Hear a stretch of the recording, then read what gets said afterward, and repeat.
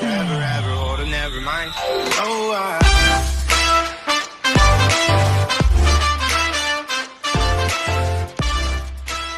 Alors bonjour à tous, j'ai décidé de faire cette vidéo de manière impromptue parce que c'est allez, au moins la 5e ou la 6e fois qu'on me pose la question en moins d'une semaine.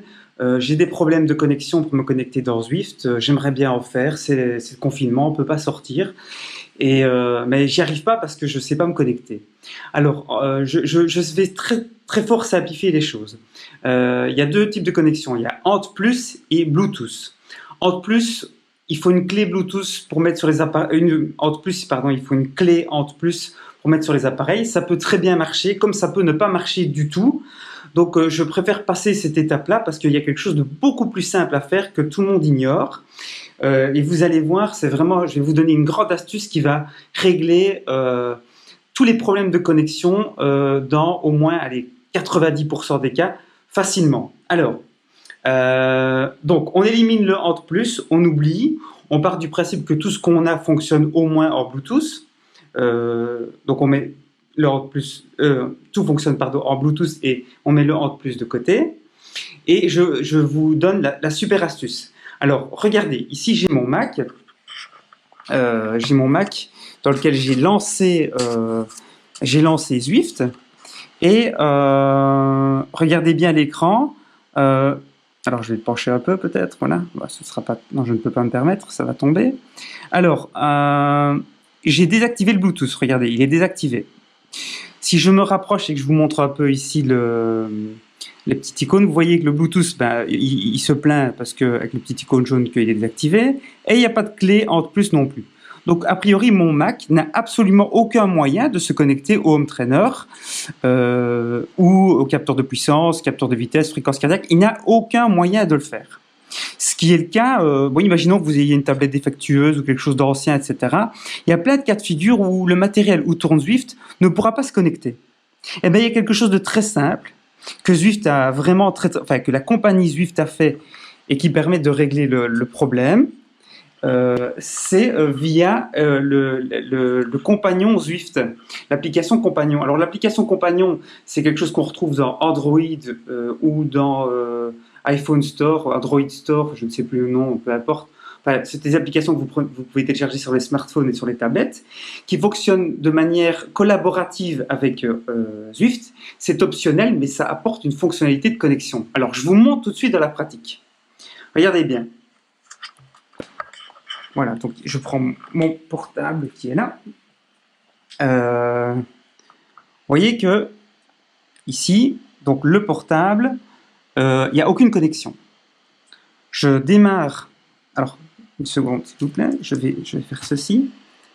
Je vais démarrer sur mon téléphone le compagnon. Voilà, je le démarre. Et regardez ce qu'il y a au-dessus du compagnon. Vous voyez le petit icône Bluetooth qui est là. Ce petit icône, en réalité, vous indique qu'en fait, vous allez pouvoir vous connecter à travers le compagnon. Et ça marche super bien. Comment on fait?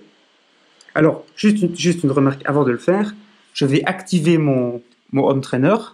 Voilà, je pense qu'il est déjà activé ici. Là, je fais quelques tours de pédale. Ici. Voilà. Je pense que c'est bon. Voilà. OK, il est activé.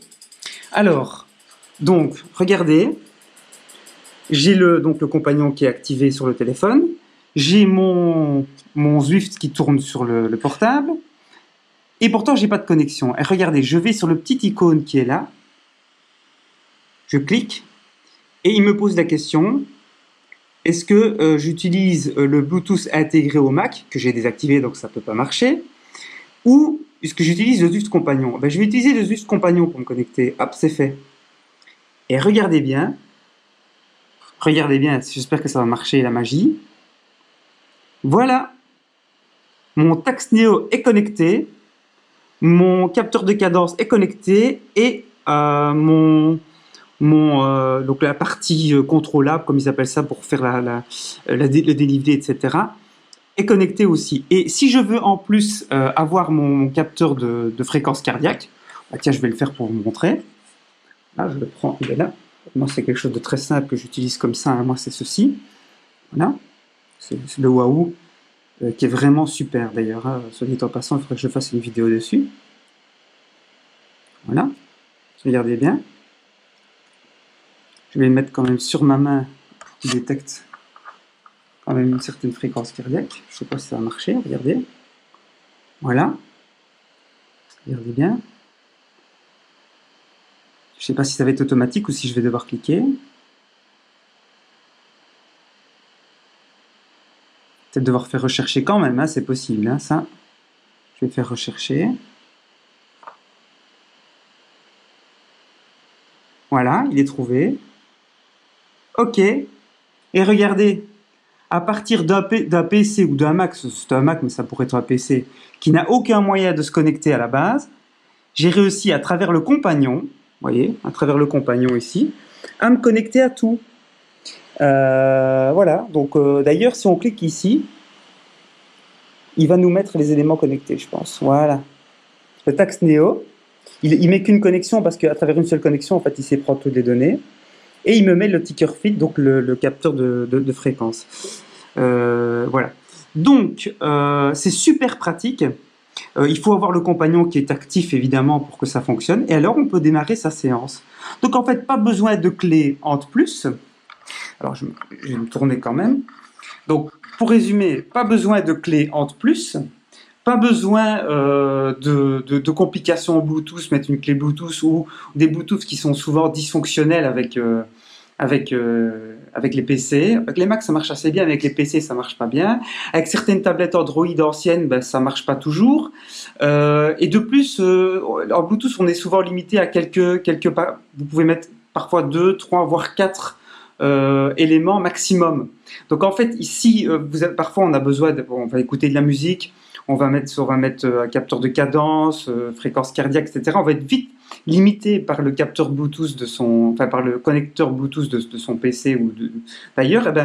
Et bien, en fait, vous demandez d'utiliser le téléphone qui, lui, en général, est beaucoup moins limité. Vous pouvez avoir jusque 10 appareils connectés sur votre téléphone et vous êtes tout à fait libre et ça se fait de manière transparente, ça marche super bien. Alors, comment ça fonctionne? En réalité, votre téléphone ne se connecte pas tout à fait, lui. Donc, le téléphone, en réalité, ne va pas se connecter tout à fait à votre PC. En fait, ça va passer directement par les serveurs de Zwift qui, eux, vont s'interconnecter et en fait, donc en fait, c'est le serveur de Zwift qui va transmettre à l'application Zwift votre puissance, etc., etc. Voilà, en fait, c'est la super... c'est une super astuce. En fait, moi, j'ai mis beaucoup de temps à le découvrir et quand j'ai découvert, ça m'a vraiment aidé, notamment avec l'Apple TV qui, elle, est limitée à 3 canaux, dont un canal qui est utilisé pour la télécommande. Donc on est vite limité, en fait, on sait pas tout faire. Eh bien, en fait, il suffit d'utiliser ce moyen-là, et là, vous êtes tout à fait à l'aise, vous pouvez connecter tout ce que vous voulez, ça se fait de manière transparente. Voilà, j'espère que ça vous a aidé. N'hésitez pas à me poser des questions sur des vidéos, sur ce problème-là, mais n'hésitez pas à me poser des questions de manière générale. Et si vous voulez des vidéos plus techniques ou des vidéos plus ceci ou plus cela, demandez-le-moi, ce sera avec grand plaisir que je vous ferai ça. Et je vous dis à bientôt et bon Zwift. Au revoir. Forever, ever, or to never mind. Oh,